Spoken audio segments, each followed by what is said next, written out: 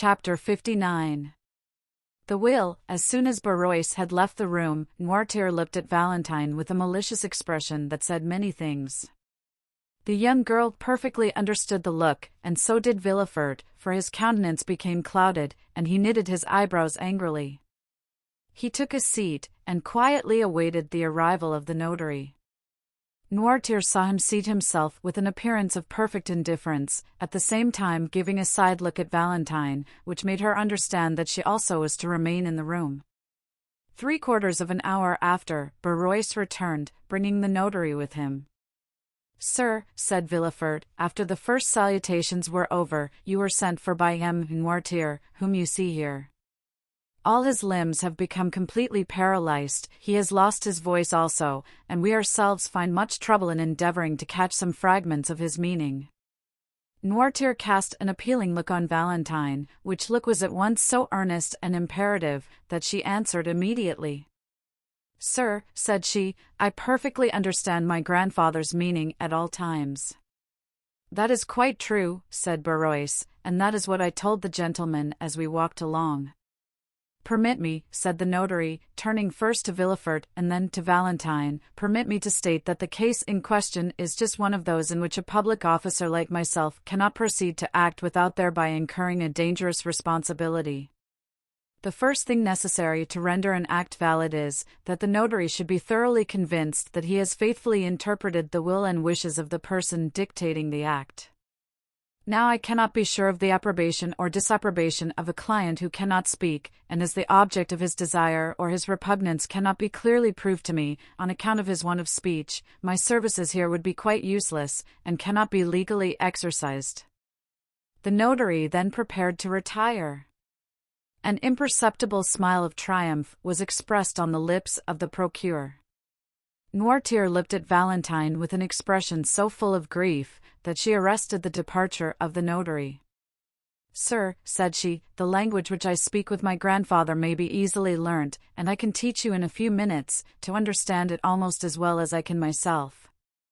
Will you tell me what you require, in order to set your conscience quite at ease on the subject? In order to render an act valid, I must be certain of the approbation or disapprobation of my client. Illness of body would not affect the validity of the deed, but sanity of mind is absolutely requisite. Well, sir, by the help of 2 signs, with which I will acquaint you presently, you may ascertain with perfect certainty that my grandfather is still in the full possession of all his mental faculties. M. Noirtier, being deprived of voice and motion, is accustomed to convey his meaning by closing his eyes when he wishes to signify yes, and to wink when he means no. You now know quite enough to enable you to converse with M. Noirtier. Try." Noirtier gave Valentine such a look of tenderness and gratitude that it was comprehended even by the notary himself. "You have heard and understood what your granddaughter has been saying, sir, have you?" asked the notary. Noirtier closed his eyes. "And you approve of what she said, that is to say, you declare that the signs which she mentioned are really those by means of which you are accustomed to convey your thoughts?" "Yes." "It was you who sent for me?" "Yes." "To make your will?" "Yes." "And you do not wish me to go away without fulfilling your original intentions?" The old man winked violently. "Well, sir," said the young girl, "do you understand now, and is your conscience perfectly at rest on the subject?" But before the notary could answer, Villefort had drawn him aside. "Sir," said he, "do you suppose for a moment that a man can sustain a physical shock, such as M. Noirtier has received, without any detriment to his mental faculties?" "It is not exactly that, sir," said the notary, "which makes me uneasy, but the difficulty will be in wording his thoughts and intentions, so as to be able to get his answers." "You must see that to be an utter impossibility," said Villefort. Valentine and the old man heard this conversation, and Noirtier fixed his eyes so earnestly on Valentine that she felt bound to answer to the look. "Sir," said she, "that need not make you uneasy, however difficult it may at first sight appear to be. I can discover and explain to you my grandfather's thoughts, so as to put an end to all your doubts and fears on the subject. I have now been 6 years with M. Noirtier, and let him tell you if ever once, during that time, he has entertained a thought which he was unable to make me understand. No, signed the old man. Let us try what we can do, then, said the notary. You accept this young lady as your interpreter, M. Noirtier? Yes. Well, sir, what do you require of me, and what document is it that you wish to be drawn up? Valentine named all the letters of the alphabet until she came to W. At this letter, the eloquent eye of Noirtier gave her notice that she was to stop. It is very evident that it is the letter W which M. Noirtier wants, said the notary. Wait, said Valentine, and, turning to her grandfather, she repeated, why, the old man stopped her at the last syllable. Valentine then took the dictionary, and the notary watched her while she turned over the pages. She passed her finger slowly down the columns, and when she came to the word will, M. Noirtier's eye bade her stop. Will, said the notary, it is very evident that M. Noirtier is desirous of making his will. Yes, motioned the invalid. Really, sir, you must allow that this is most extraordinary, said the astonished notary, turning to M. de Villefort. Yes, said the procureur, and I think the will promises to be yet more extraordinary, for I cannot see how it is to be drawn up without the intervention of Valentine, and she may, perhaps, be considered as too much interested in its contents to allow of her being a suitable interpreter of the obscure and ill-defined wishes of her grandfather. No, replied the eye of the paralytic. What, said Villefort, do you mean to say that Valentine is not interested in your will? No, sir, said the notary, whose interest had been greatly excited, and who had resolved on publishing far and wide the account of this extraordinary and picturesque scene. What appeared so impossible to me an hour ago has now become quite easy and practicable, and this may be a perfectly valid will, provided it be read in the presence of 7 witnesses, approved by the testator, and sealed by the notary in the presence of the witnesses. As to the time, it will not require very much more than the generality of wills. There are certain forms necessary to be gone through, and which are always the same. As to the details, the greater part will be furnished afterwards by the state in which we find the affairs of the testator, and by yourself, who, having had the management of them, can doubtless give full information on the subject. But besides all this, in order that the instrument may not be contested, I am anxious to give it the greatest possible authenticity. Therefore, one of my colleagues will help me, and, contrary to custom, will assist in the dictation of the testament. Are you satisfied, sir? Continued the notary, addressing the old man. Yes, looked the invalid, his eye beaming with delight at the ready interpretation of his meaning. What is he going to do? Thought Villefort, whose position demanded much reserve, but who was longing to know what his father's intentions were. He left the room to give orders for another notary to be sent, but Barrois, who had heard all that passed, had guessed his master's wishes, and had already gone to fetch one. The procureur then told his wife to come up.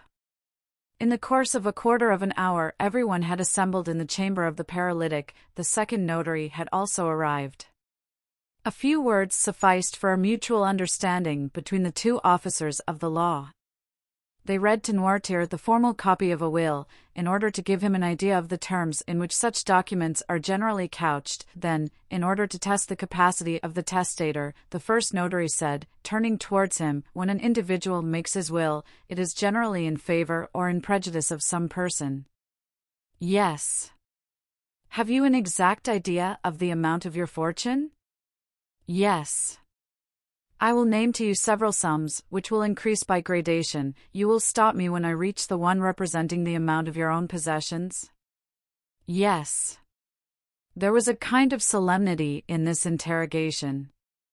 Never had the struggle between mind and matter been more apparent than now, and if it was not a sublime, it was, at least, a curious spectacle. They had formed a circle round the invalid. The second notary was sitting at a table, prepared for writing, and his colleague was standing before the testator in the act of interrogating him on the subject to which we have alluded. Your fortune exceeds 300,000 francs, does it not? Asked he. Noirtier made a sign that it did. Do you possess 400,000 francs? Inquired the notary. Noirtier's eye remained immovable. 500,000? The same expression continued. 600,000, 700,000, 800,000, 900,000? Noirtier stopped him at the last named sum. You are then in possession of 900,000 francs? Asked the notary. Yes. In landed property? No, in stock? Yes. The stock is in your own hands? The look which Noirtier cast on Barrois showed that there was something wanting which he knew where to find. The old servant left the room and presently returned, bringing with him a small casket. Do you permit us to open this casket? Asked the notary. Noirtier gave his assent. They opened it and found 900,000 francs in bank scrip. The first notary handed over each note, as he examined it, to his colleague. The total amount was found to be as Noirtier had stated. It is all as he has said. It is very evident that the mind still retains its full force and vigor. Then, turning towards the paralytic, he said, You possess, then, 900,000 francs of capital, which, according to the manner in which you have invested it, ought to bring in an income of about 40,000 livres? Yes. To whom do you desire to leave this fortune? Oh, said Madame de Villefort, there is not much doubt on that subject. Noirtier tenderly loves his granddaughter, Mademoiselle de Villefort. It is she who has nursed and tended him for 6 years, and has, by her devoted attention, fully secured the affection, I had almost said the gratitude, of her grandfather, and it is but just that she should reap the fruit of her devotion. The eye of Noirtier clearly showed by its expression that he was not deceived by the false assent given by Madame de Villefort's words and manner to the motives which she supposed him to entertain. Is it, then, to Mademoiselle Valentine de Villefort that you leave these 900,000 francs? Demanded the notary, thinking he had only to insert this clause, but waiting first for the assent of Noirtier, which it was necessary should be given before all the witnesses of this singular scene. Valentine, when her name was made the subject of discussion, had stepped back, to escape unpleasant observation. Her eyes were cast down, and she was crying. The old man looked at her for an instant with an expression of the deepest tenderness, then, turning towards the notary, he significantly winked his eye in token of dissent. What, said the notary, do you not intend making Mademoiselle Valentine de Villefort your residuary legatee? No, you are not making any mistake, are you? Said the notary. You really mean to declare that such is not your intention? No, repeated Noirtier. No. Valentine raised her head, struck dumb with astonishment. It was not so much the conviction that she was disinherited that caused her grief, but her total inability to account for the feelings which had provoked her grandfather to such an act. But Noirtier looked at her with so much affectionate tenderness that she exclaimed, Oh, grandpapa, I see now that it is only your fortune of which you deprive me. You still leave me the love which I have always enjoyed. Ah, yes, most assuredly, said the eyes of the paralytic, for he closed them with an expression which Valentine could not mistake. Thank you, murmured she. The old man's declaration that Valentine was not the destined inheritor of his fortune had excited the hopes of Madame de Villefort. She gradually approached the invalid, and said, Then, doubtless, dear Noirtier, you intend leaving your fortune to your grandson, Edward de Villefort? The winking of the eyes, which answered this speech, was most decided and terrible, and expressed a feeling almost amounting to hatred. No, said the notary, then, perhaps, it is to your son, de Villefort? No, the two notaries looked at each other in mute astonishment and inquiry as to what were the real intentions of the testator. Villefort and his wife both grew red, one from shame, the other from anger. What have we all done, then, dear grandpapa? Said Valentine. You no longer seem to love any of us? The old man's eyes passed rapidly from Villefort and his wife, and rested on Valentine with a look of unutterable fondness. Well, said she, if you love me, grandpapa, try and bring that love to bear upon your actions at this present moment. You know me well enough to be quite sure that I have never thought of your fortune. Besides, they say I am already rich in right of my mother, too rich, even. Explain yourself, then. Noirtier fixed his intelligent eyes on Valentine's hand. My hand, said she. Yes. Her hand, exclaimed everyone. Oh, gentlemen, you see it is all useless, and that my father's mind is really impaired, said Villefort. Ah, cried Valentine suddenly, I understand. It is my marriage you mean, is it not, dear grandpapa? Yes, yes, yes, signed the paralytic, casting on Valentine a look of joyful gratitude for having guessed his meaning. You are angry with us all on account of this marriage, are you not? Yes. Really, this is too absurd, said Villefort. Excuse me, sir, replied the notary, on the contrary, the meaning of M. Noirtier is quite evident to me, and I can quite easily connect the train of ideas passing in his mind. You do not wish me to marry M. Franz d'Épinay, observed Valentine.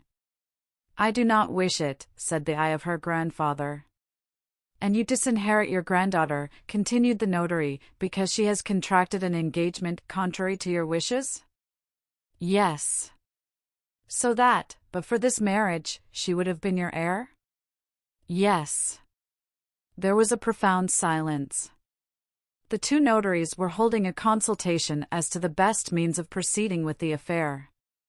Valentine was looking at her grandfather with a smile of intense gratitude, and Villefort was biting his lips with vexation, while Madame de Villefort could not succeed in repressing an inward feeling of joy, which, in spite of herself, appeared in her whole countenance. But, said Villefort, who is the first to break the silence, I consider that I am the best judge of the propriety of the marriage in question. I am the only person possessing the right to dispose of my daughter's hand. It is my wish that she should marry M. Franz d'Épinay, and she shall marry him. Valentine sank weeping into a chair. Sir, said the notary, how do you intend disposing of your fortune in case Mademoiselle de Villefort still determines on marrying M. Franz? The old man gave no answer. You will, of course, dispose of it in some way or other? Yes. In favor of some member of your family? No, do you intend devoting it to charitable purposes, then? Pursued the notary. Yes. But, said the notary, you are aware that the law does not allow a son to be entirely deprived of his patrimony? Yes. You only intend, then, to dispose of that part of your fortune which the law allows you to subtract from the inheritance of your son? Noirtier made no answer. Do you still wish to dispose of all? Yes. But they will contest the will after your death? No, my father knows me, replied Villefort. He is quite sure that his wishes will be held sacred by me. Besides, he understands that in my position I cannot plead against the poor.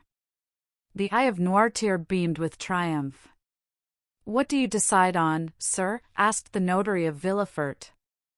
Nothing, sir. It is a resolution which my father has taken, and I know he never alters his mind. I am quite resigned.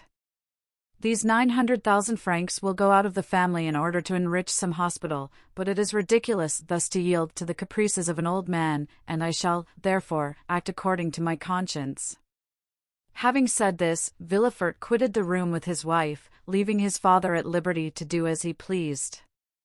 The same day the will was made, the witnesses were brought, it was approved by the old man, sealed in the presence of all and given in charge to M. Deschamps, the family notary.